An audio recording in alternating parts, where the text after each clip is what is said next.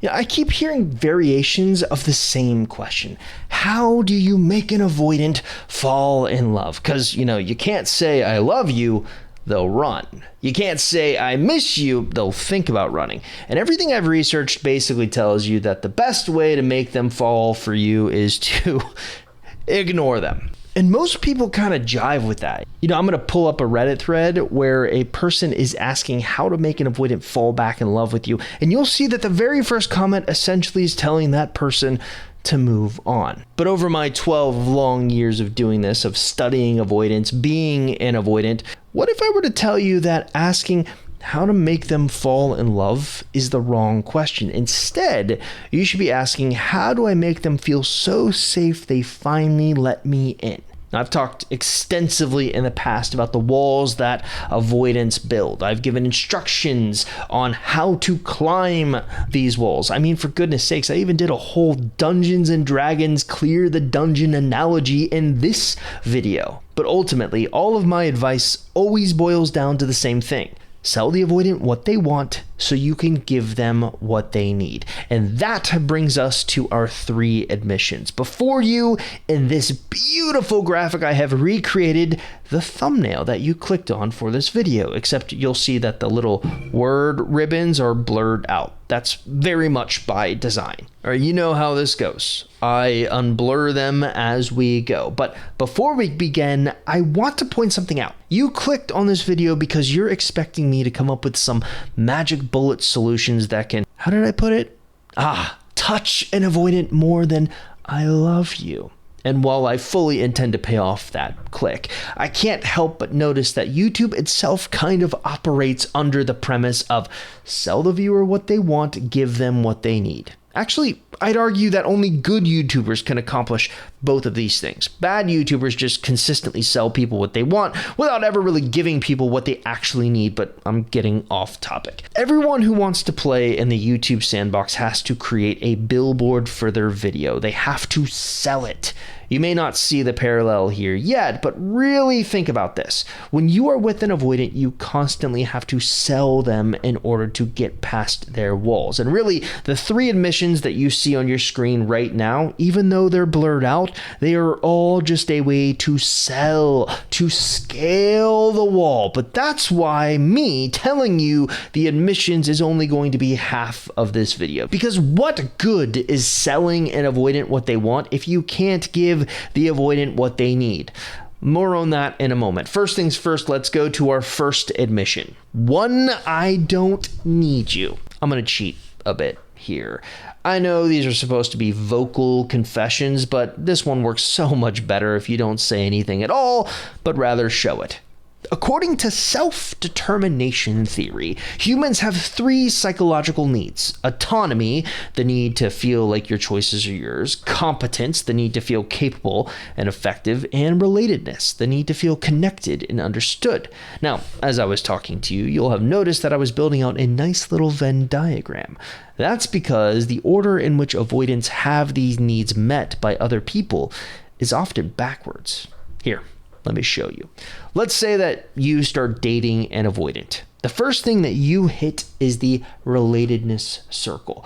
I love you. I miss you. I feel so connected to you. Wait, where is this going? Everyone always leads with emotional closeness because that's how they bond. But that's not necessarily how an avoidant bonds. Of course, many times the avoidant doesn't want to rock the boat. So even though they're getting uncomfortable, they say nothing, which means the next circle you're going to hit is competence. You want them to feel capable and effective. You compliment them. Hey, you're kind of good at this. Hey, you're trying. Even when you sense they're starting to pull away, you try to reassure them. We can work through this. But by this point, the avoidant is already overwhelmed. And usually, only after the damage is already done do you hit the autonomy circle. But you're not just hitting the autonomy circle the right way. You're angry. You tried relating to them. They got distant. You tried competency. They got overwhelmed. So you hit autonomy from frustration. Fine, take space. Do whatever you want. And you walk away for a little bit, but it's not a pleasant experience for you or for the avoidant. That order is a recipe for failure. But like I said, that's the wrong order to hit our Venn diagram in. And it stands to reason that if there's a wrong order, then there's a right one. The right order starts with the autonomy circle. The first thing you'll always want to do is give an avoidant their autonomy. Hey, I don't need you. I'm happy for us both to be independent. Now, this is going to accomplish two things. One, it lowers your threat, and two, you zig when everyone else before you has zagged. Then once the avoidant feels good about having their independence, that's when you hit the competency circle. You compliment them on their independence, reinforce that. I respect how you handle things. I like that you take the time to think things through. Once again, this reaction is foreign to an avoidant. They've likely never been with someone that encouraged their autonomy. That's how you lower the walls. This is how you get inside their fortress. And only once you've done that do you hit the third circle, relatedness. I care about you. I feel close to you. Now it doesn't feel so engulfing. In this video a few years ago, I made this fun analogy of boiling a frog as a metaphor for going slow to heat an avoidant up. Well, this little Venn diagram experiment is essentially how you do that on a macro level. But notice it all starts with the autonomy circle and convincing an avoidant that they are allowed to be autonomous. And that starts with you finding a way to show them that you don't need them, that they can be on their own and you'll be fine. Now you see why I made that statement at the beginning of the section about how this works better if you show them you don't need them instead of just telling them. All right, let's move on to our second admission. I need more time. One of my most popular videos on TikTok and Instagram was my Unethical Ways series. Unethical ways to make avoidance miss you part 1, part 2, you get the idea. Essentially, I'd think up a strategy that was a wee bit unethical to make an avoidant miss you and then explain that strategy in a semi-joking manner. I don't know, guys. Social media is really weird. Anyways, one of those strategies was to essentially use the avoidant's own tricks against them. On page 116 of the book Attached, Amir Levine and Rachel Heller use a technical term to essentially define what avoidance tricks are. They call them deactivating strategies, or any behavior or thought used to squelch intimacy. Then, funny enough, on page 117, they list out all the common deactivating strategies. It's pretty basic stuff, focusing on small imperfections, pining after an ex, not saying I love you, but there is one example that always caught my eye. Saying or thinking I'm not ready to commit, but staying together nonetheless, sometimes for years. Essentially, placing people in limbo. I've found that using this against avoidance works comically well. Saying any variation of I'm just not ready, I need more time, let's wait, it once again hits that autonomy Venn diagram I talked about with admission 1. And to prove that point, I'd like to play a clip from my latest success story interview. And actually, he did tell me this at one point. He's like, if you just give me a little space, I will reach out to you again.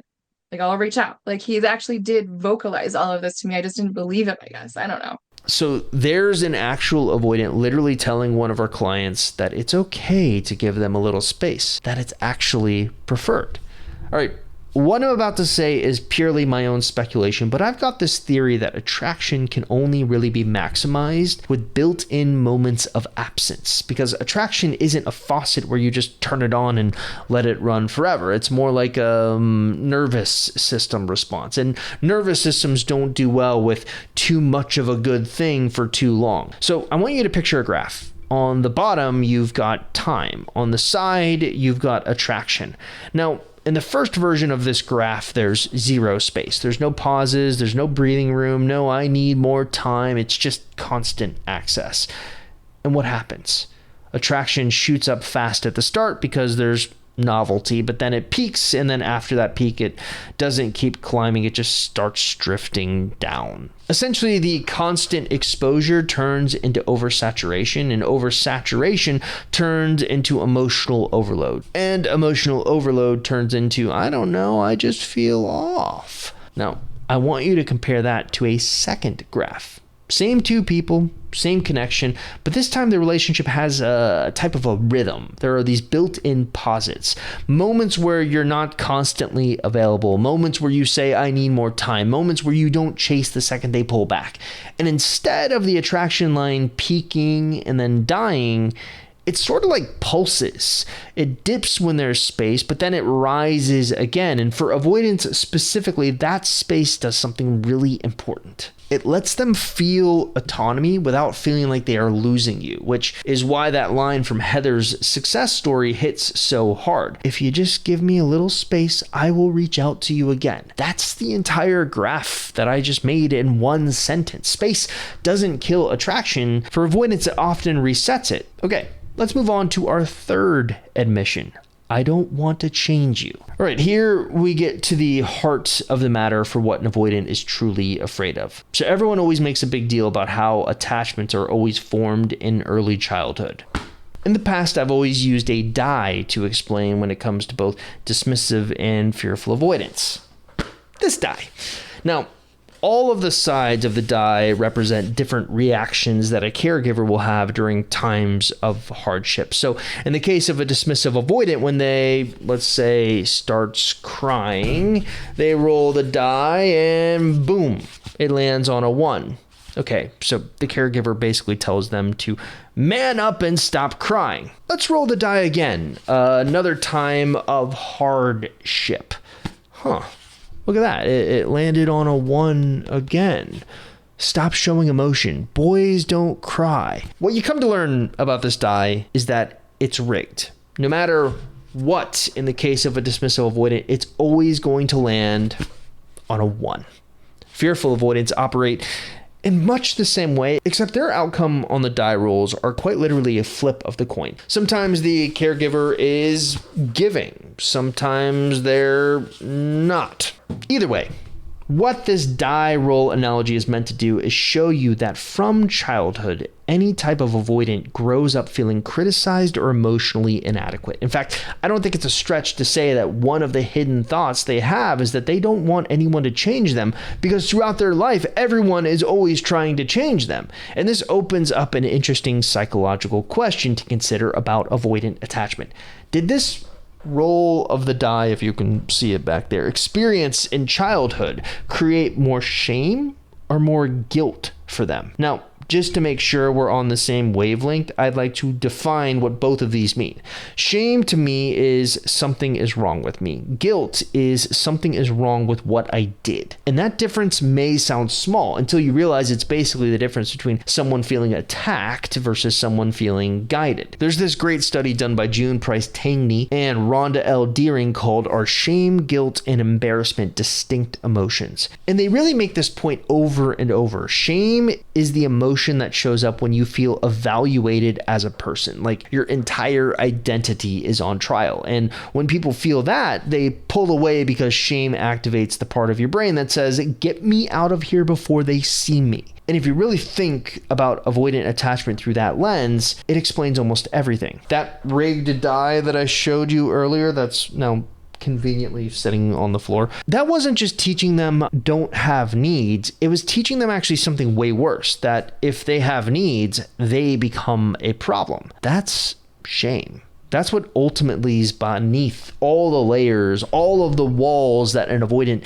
hides behind. That's what they don't want you to see. And it's why I think you simply saying and showing them that you aren't trying to change them becomes so effective. That admission removes evaluation. Of course, the timing of when you say it needs to be right. Saying, I don't want to change you right after they reject you as some sort of a Hail Mary, that's clearly not going to work. It has to be done when they are vulnerable, when they open up, when they show you a side of themselves that they don't want anyone to see. All right. So there are our 3 admissions, but like I said at the beginning of this video, the admissions alone aren't good enough. That's the sell them what they want portion. Assuming you can do all 3 of these things, all you really accomplished is that you found a way to get behind their walls. Yay! You Trojan horsed your way in, but you forgot the army. That's where the whole give them what they need aspect comes into play. I've always found the attachment style space to be full of interesting little contradictions. Like, take this one. Everyone universally agrees that avoidants are attracted to secure attachment styles, and yet, based on the people I've interviewed, that isn't the case. Avoidants seem attracted to other avoidants. Consider the behaviors they're attracted to. No contact, phantom X's, these 3 admissions in this video. Those are all different deactivating strategies. Those are all qualities that avoidants themselves exhibit. So where are people getting that they're attracted to secure individuals? They're not. They're wildly attracted to those avoidant qualities, but they don't stay with people who have avoidant qualities. No, they stay for secure qualities. Crazy paradox, right? But now you see where the origin of sell them what they want so you can give them what they need comes from. There's a psychological reason for why avoidants are this way. You have to understand that existing inside of an avoidant are these 2 competing needs, a paradox in and of itself. I'll use these 2 circles to represent them. On the left here, you have the need for independence, a need to be free, to be beholden to no one. According to that, this is the behavior that was instilled in them from childhood, from that die, from their caregivers. Every time our rigged die landed on that one and they were told to stop crying or man up or deal with it yourself, that teaches them that independence is the most important thing in the world. And then, of course, we have our second circle. This will be represented by the one on the right. This is our need for closeness. All right, once again, let's use that rigged die as the example. The mere fact that it keeps spinning, that things in their life keep happening that require us to rely on others, means that humans are not designed to be alone. Look around you right now, the house or apartment you're watching this in, the phone or computer you're watching this on. These weren't built by one man or woman. They were built together with hundreds of other people. Or I guess in the phone's case, a robot, but stop distracting me from my point. It's a universal truth that human beings need to depend on others to survive. That is normal. And so, of course, an avoidant has this hunger for closeness. You know, as much as people demonize them, they are human. So let's back up for a moment. You're inside their walls. I've basically said that once you're there, that's when you need to be secure. But what does that mean? Well, at its core, it means you stop trying to extract closeness from them and start creating conditions where closeness can happen without fear.